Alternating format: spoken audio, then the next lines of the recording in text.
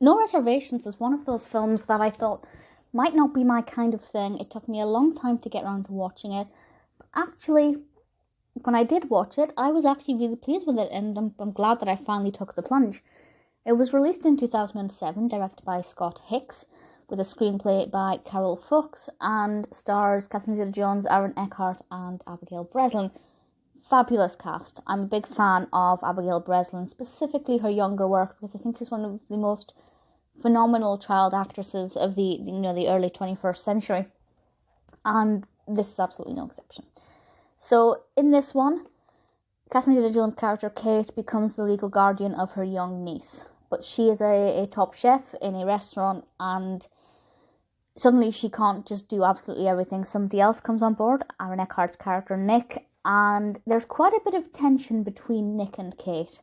Having two chefs with different styles in the same kitchen is potentially a recipe for disaster.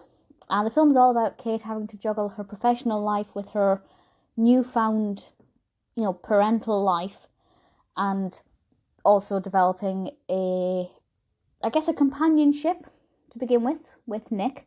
This is a rom-com. You can guess how this is going to unfold. I won't say it just in case you're not overly familiar with rom-coms, but I'd say it's pretty predictable.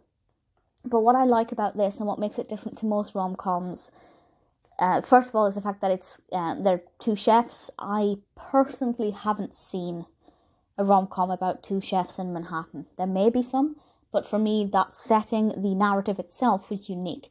And also, Abigail Breslin, who plays Zoe, I think she just adds a really brilliant dimension to this. She's fantastic, brilliantly acted. I love the character. The character is great and believable as well. She's not one of those entirely sickly sweet children who you often get in rom-coms. I think she's very well played, very well developed as well. The character development for the rest, absolutely brilliant. I have no complaints about this at all. The narrative goes from A to Z very fluidly.